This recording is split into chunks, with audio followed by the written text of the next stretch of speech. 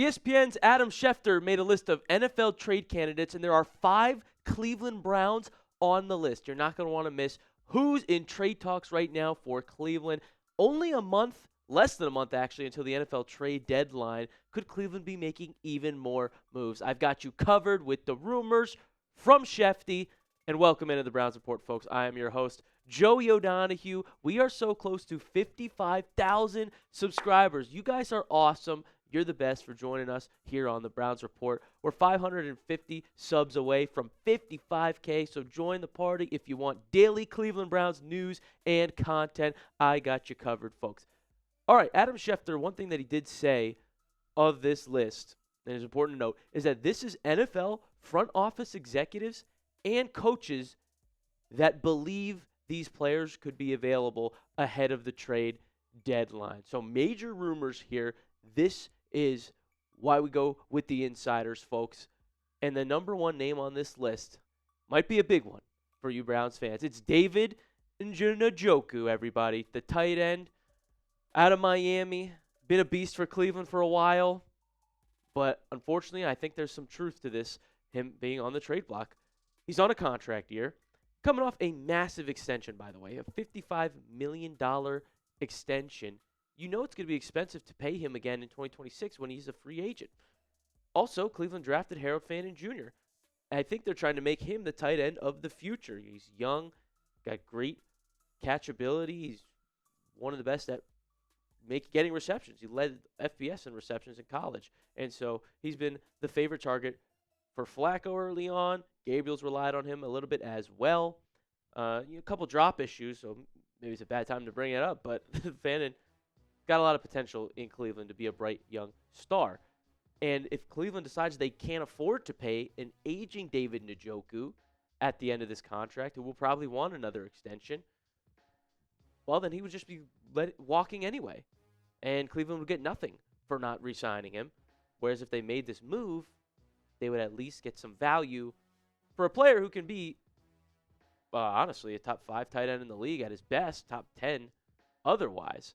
I've always loved David Njoku's game.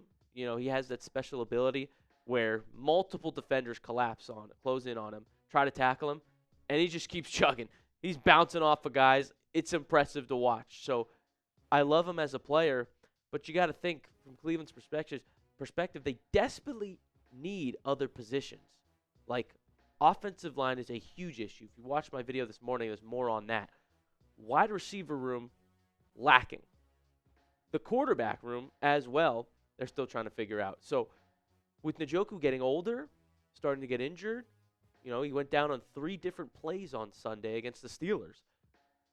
It might be a little more wise for Cleveland to bring in a key piece that they will need for years to come rather than let Njoku finish off this year and potentially walk. Now, I don't think they want to end up moving on from Njoku. I think it would more likely be a 3-year deal if they were to give him an extension in the offseason. Mary Kay tells us that the Browns will likely make more trades, more insiders telling us that Cleveland's not done, Barry's not done, but they're not looking to sell off key players such as David Njoku. However, they also didn't plan to trade Joe Flacco or Greg Newsome, and this is true. The news of Flacco being traded shocked Kevin Stefanski. He told us he was surprised. And the Browns did not initiate those moves. The Bengals and the Jags called up the Cleveland Browns. The Bengals called to inquire about Joe Flacco. The Jags initiated the deal for Greg Newsome. And so if multiple teams start hitting the phones and calling about David Njoku, well, yeah, maybe Cleveland doesn't expect to trade them, but they would do a deal for the right price, just as they did for those other 2 pieces I mentioned that they were not expecting to deal. And I hope that if Cleveland does do this, if they do trade David Njoku, that we get a value piece back. If you just do it for a draft pick, to me, that's tanking. To me, you've given up on the season.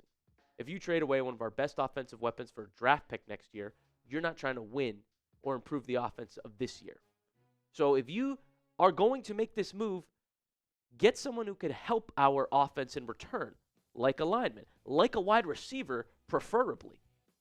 Let's see what Cleveland does and if they make this move. But how about you be the GM for me, Browns fans, in the comment section? Would you trade David Njoku? If you would, for the right price, then type Y for yes. If you wouldn't, no way the Chief is off limits and you want him to stay in Cleveland, then type N for no. Where are we at, Browns fans faithful? The next name on Adam Schefter's list is Joel Bitonio, a veteran for Cleveland, a fan favorite for a long time. He's had a lot of success in years past.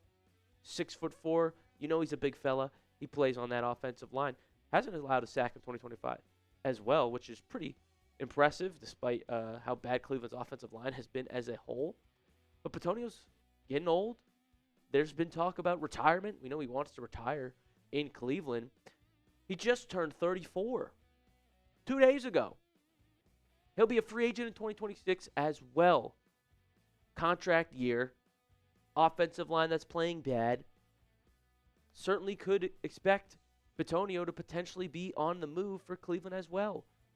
And that's not the only lineman that Adam Schefter has on this list for the Cleveland Browns. Next up, it's Wyatt Teller, another offensive guard for Cleveland that is on a struggling offensive line. And Teller's had success before in the past for the Browns. But it seems like Cleveland might be moving on from one of their veteran offensive linemen. And Teller's been a Pro Bowler before. Second-team All-Pro in his career. Sure, some team would want him. Now, you know, this is a weird juxtaposition because Cleveland's offensive line has been so bad, so why would you trade the starters? But the starters are bad. And they've clearly just regressed. They're not the same players they were years ago. So we'll talk a little bit more about Cleveland's offensive line. And I've got more trade candidates for you as listed by ESPN's Adam Schefter. But first, I would love to tell you that this episode is brought to you by Prize Picks. You and I make decisions every day, but on Prize Picks, being right can get you paid. Don't miss any of the excitement this season on Prize Picks, where it is good to be right. And honestly, I am just so hyped that football is back on Sundays. All is right with the world, and I'm big into daily fantasy with Prize Picks. I'm obsessed with it because it makes all the games more entertaining, and before the Browns play, I lock in on all my players in my lineup and their player projections. Prize Picks is simple to play. Just pick more or less on 2 to 6 player stat projections. If you get your picks right, you could cash in. And Prize Picks is the only app that offers stacks, meaning you can pick the same player up to 3 times in the same lineup. Want to pick more on Josh Allen's pass yards, rush yards, and touchdowns? Now you can pick all of them in the same lineup only on Prize Picks. We've got a Monday night football Prize Picks lineup, folks. Bijan Robinson, give me more than 15.5 rushing attempts. They are going to feed him. Keon Coleman, less than 39.5 receiving yards. Hasn't been super involved for the Bills. Caleb Williams, more than half an interception. I think he's good to throw one. And then Bill Krosky-Merritt. It's his season, folks. More than half a touchdown for Krosky-Merritt. I'm glad I have him in fantasy football. Producer Gage missed out on him, tried to trade me for him. You can follow my lineup, try to make some money if you want. I certainly will be. Download the app today and use code CLNS to get $50 in lineups after you play your first $5 lineup. That's code CLNS to get $50 in lineups after you play your first $5 lineup. Prize Picks. It's good to be right.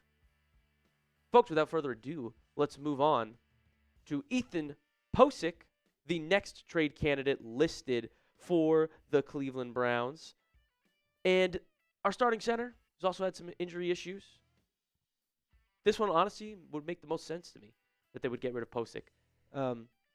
Someone on that offensive line might be on the move because 4 of the starters entering this season are on contract years. Not only Bitonio, Teller, and Pocic, but also Jack Conklin, who is injured again and has been injured a lot in his career since becoming a member of the Cleveland Browns. So be on the lookout for that, folks. The offensive line has been bad for Cleveland as a whole. And so the first aspect of it is, yes, it does make sense to move on from the players that have been starting and have not been producing for you. However, if you were to do that, if you were to trade starting offensive linemen on a line that's already bad, well, you would desperately need replacements because now you're starting guys that didn't make the starting lineup of a bad offensive line. You know, I am excited to see Tevin Jenkins get in the lineup for Cleveland here soon. He's been kind of stashed on our depth chart, played for the Bears, had some success, just also had some injury in his career. But my point is, if you trade one of those names, you need another one. And Adam Schefter only listed 2 other offensive linemen on his list. That's Evan Neal of the New York Giants, who sucks, by the way. He's awful. Got moved to guard, and he still plays bad. And Kevin Zeitler, hey, we could bring him back to Cleveland. But he's even older than Bitonio. He's 35. It just doesn't make sense. And he's also on a 1-year deal in Tennessee. And these are the only 2 that Schefter listed. So it's kind of looking like for Cleveland's offensive line, their solution is going to have to be in the NFL draft. Is there seriously nothing else they can do about it this year? It's bad, folks. There's no one else that they're going to go out and get. They traded for Cam Robinson, and he gave up 1.5 sacks on Sunday. Seems like this is going to be the offensive line issue that gets fixed in the draft, and my goodness, they better draft some young O-linemen. We need it desperately. The last player out of Cleveland that Schefter listed as a trade candidate is Shelby Harris, defensive tackle, who had a block in our only win this season, blocked field goal of McManus. Pretty electric stuff. But that D-line is deep. You look in the depth chart, Cleveland is stacked. This move I could actually see taking place. And the main part of why, not only is Harris not starting, but Mike Hall expected to return soon. It's very weird that he hasn't played. He was not listed on IR to start the season, yet he has not played at all, and we're through 6 weeks. He's been practicing, though. So we expect Mike Hall Jr. to return to Cleveland's lineup very soon.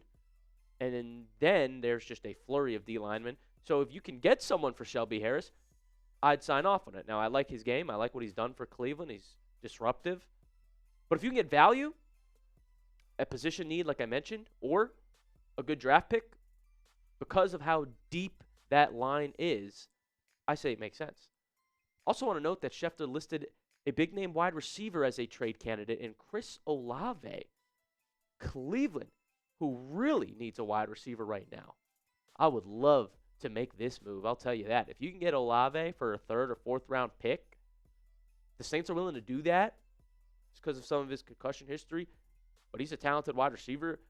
Bring Olave to Cleveland. We need a new number 1. Judy is not getting it done. Dropping passes, not looked like he did last year. Bring us Olave from the Saints. And hey, someone not listed, Judy might be a trade candidate. After the way he's been playing this season, Cleveland might send him away. Now, if you do that, you're getting rid of your number 1 wide receiver, again, in a bad wide receiver room. That's why I think it's even more imperative that we bring one in, trade for one, and Olave, one of the better ones that's actually on the market right now. Make that move, Andrew Berry. Give the Browns fans something to celebrate, please. I ask you, though, Browns fans, what do we need most? If you had to pick a position group that you'd say is Cleveland's biggest need right now, type it down below. I took the liberty of giving you 4. If you think that's a different one, you can comment that. But what is their biggest need between quarterback, cornerback, wide receiver, or offensive line? What position group do we need most? Comment it down below. Folks, thank you so much for being with me here today on this episode of the Browns Report. You can head on over to X at JoeyO70. Drop me a follow on there. I've been posting some funny tweets lately, so you're not going to want to miss those, and I interact with all the fans on Twitter. Drop me a follow. I'll talk to you on there, and thank you so much for tuning in to this episode of the Browns Report.